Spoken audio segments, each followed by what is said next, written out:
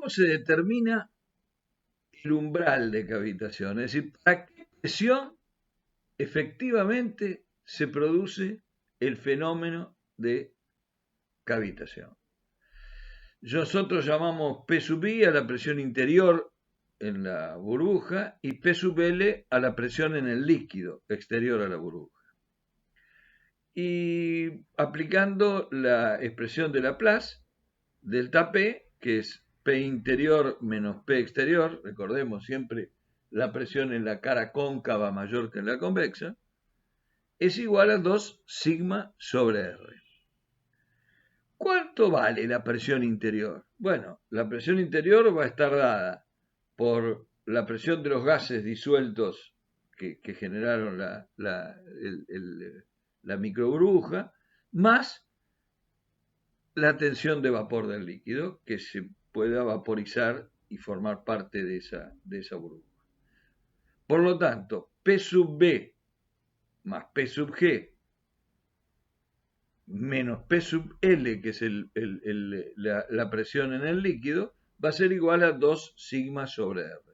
Con lo cual, la presión en el líquido, que es lo que yo quiero saber, qué presión va a haber en el líquido para alcanzar el proceso de cavitación, va a ser P sub B más P sub G menos 2 sigma sobre R. Si la temperatura y la masa del gas en el interior de la burbuja permanecen constantes, cuando en el campo exterior de presiones se va reduciendo, es decir, por aumento de la velocidad, por ejemplo, podemos suponer que P por B es constante, y entonces la presión P sub G, que es la presión de gases en el interior de la burbuja, será igual a una constante C sobre R al cubo, porque el volumen es proporcional al radio al cubo. Y esa constante será distinta para cada gas, pero no nos interesa el valor de la constante, como verán más adelante. Es una constante proporcional al número de moléculas respecto al peso del gas, que evidentemente será distinto según el gas que esté formando parte de esa burbuja inicial.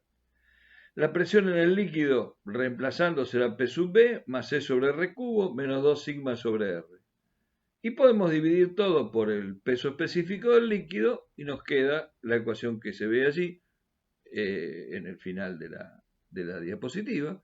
P sub L menos P sub B todo sobre gamma igual a C sobre gamma R cubo menos 2 sigma sobre gamma R. Y eso se puede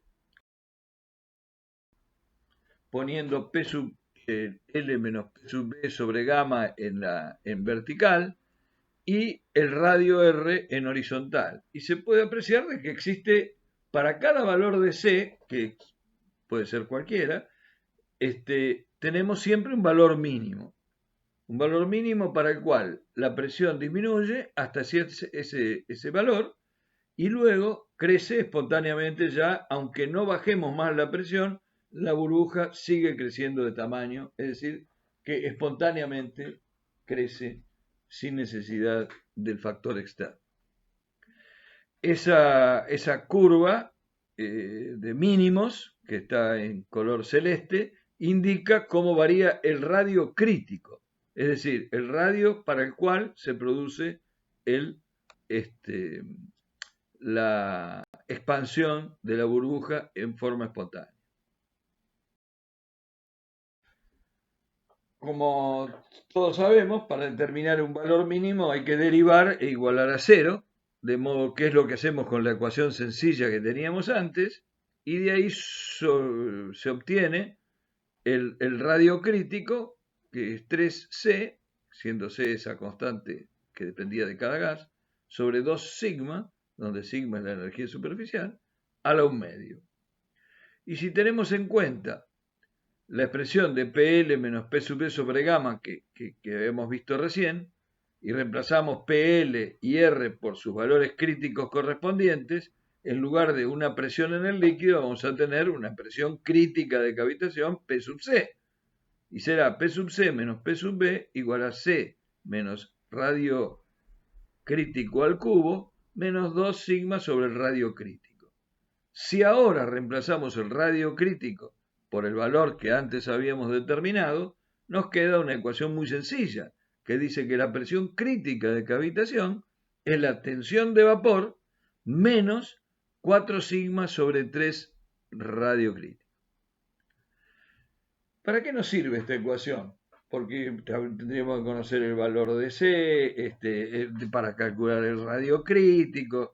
No, esta ecuación es muy importante porque como sigma tiene que ser mayor que cero, inexorablemente porque vimos que las intercalas estables tienen energía superficial positiva y los radios no pueden ser negativos, un radio siempre es mayor que cero, el valor de P sub C tiene que ser necesariamente menor que la tensión de vapor. Y entonces, ¿qué es lo que pasa para la ingeniería hidráulica? Como la tensión de vapor ya es un valor suficientemente bajo y cercano al cero absoluto de presión, si tenemos que en metros de columna de agua el cero absoluto de presión es menos 10,33 metros de columna de agua, y la tensión de vapor de los líquidos, del agua sobre todo, dependiendo obviamente de la temperatura, está entre menos 9,50 y menos 9,70 metros de columna de agua. Lo que para nosotros es evidente es que tenemos que tomar como presión crítica de cavitación directamente la tensión de vapor. Porque lo que pueda influir el segundo miembro es relativamente despreciable. Otra cosa que surge de esta expresión es que si nosotros suponemos que P sub G fuera igual a 0, el valor de C sería 0. Y si el valor de C es 0, el radio crítico sería 0. Y entonces P sub C tendería supuestamente a menos infinito. Es decir, que se necesitaría de no existir núcleos una fuerza tremenda para abrir el líquido, que es de alguna manera lo que expresamos en el inicio de la clase. La siguiente pregunta es, bueno, ¿cómo se desarrolla la cavitación? ¿Cómo es este fenómeno de que se forma la burbuja, que después crece, que después implota? ¿Cómo es ese fenómeno? Bueno, tomemos un caso, desarrollo de una cavitación por burbujas aisladas, le llamamos nosotros. En un perfil, por ejemplo, un perfil de un torpedo o algo por el estilo, uno tiene un valor donde la presión llega al valor crítico, P sub C, debido a la velocidad del flujo. Allí aparece el fenómeno de cavitación, se produce la formación de la burbuja que crece hasta que en un momento determinado implota, y si está pegado a la superficie aparece la zona de erosión, que no está exactamente en el mismo punto que es el punto de aparición de la cavitación. Este sería el caso más sencillo para analizar, ¿no? Otra forma de desarrollar que se desarrolle la cavitación es con el caso de la existencia de cavidades semipermanentes con puntos de estancamiento. En un escalón, por ejemplo, hay muy alta velocidad, un flujo de muy alta velocidad, genera un torbellino, un vórtice, que evidentemente el punto de presión mínima va a estar en el centro del vórtice, y en ese caso ahí, cuando llegue el valor al valor crítico de cavitación, se formará la burbuja y girará, transportada luego por la corriente, implotando en la zona donde alcanza presiones ya mayores, que es en la zona de erosión.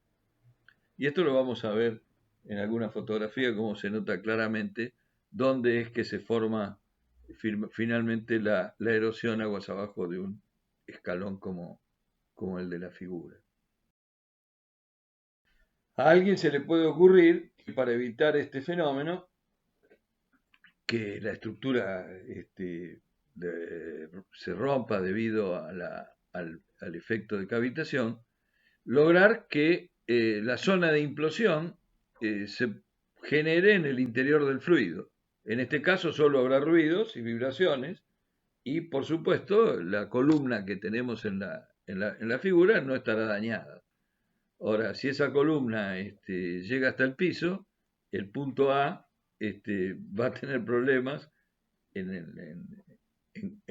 el piso de la figura, si esto fuera una planta, una vista en planta. A esto se le ha dado a llamar la supercavitación.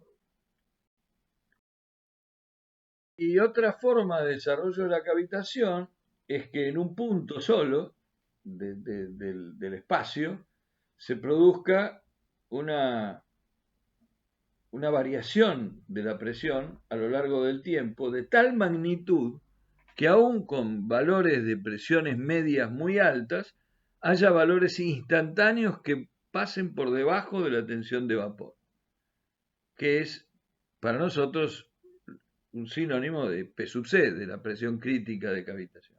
De modo que, ¿qué es lo que ocurre? Esta figura que hay allí, les voy a mostrar el caso real en el cual fue determinada y van a ver que a pesar de tener la presión media P raya por encima de la atmosférica, ha habido valores instantáneos de presión que pasaron por debajo de la tensión de vapor, es decir, como 15 metros, porque eran 3 metros más 10, bueno, del orden de 12 metros y algo por debajo de la presión media, y generaron la posibilidad de cavitación. Esta sería otra forma de desarrollo en el cual, como esto se produce en el mismo punto, la cavitación, en este caso, se genera en el mismo punto donde luego tendremos la erosión. ¿Qué es el coeficiente de cavitación? Esto es interesante porque la cavitación se puede producir para presiones medias de cálculo superiores a P sub B, si los bordes no son perfectamente lisos o la turbulencia es muy elevada. Entonces, la iniciación de cavitación en un escurrimiento de presión media temporal y velocidad de referencia V puede ser caracterizada mediante un cierto valor crítico, K sub C, del coeficiente adimensional definido como K igual a 2P menos P sub C sobre ρ cuadrado. A ese coeficiente se le llama índice de cavitación o número de Leroux. Si se adopta la hipótesis de que P sub C es igual a P sub B, que es la universalmente aceptada a los fines prácticos, el índice de cavitación será 2P menos P sub B sobre ρ cuadrado.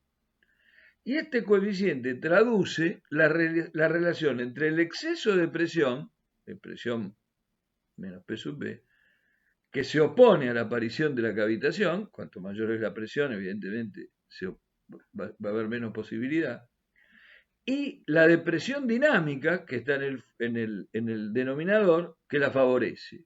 O sea, evidentemente, este número es un número que cuando es alto es bueno y cuando es bajo es malo, pero hay que compararlo con algo.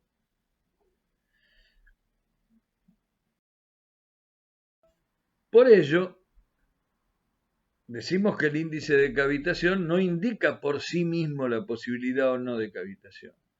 Y entonces hay que compararlo con un valor crítico, K sub C, obtenido de ensayos experimentales. Si K es menor que K sub C, habrá cavitación. Mientras que si K es mayor o igual que K sub C, el flujo estará exento de cavitación. Claro, resulta de todas maneras evidente que distintas condiciones geométricas del contorno sólido van a alterar severamente los órdenes de magnitud de los valores críticos K sub C. Entonces, el problema principal está en contar con valores experimentales que cumplan toda la gama de casos posibles, y es prácticamente imposible.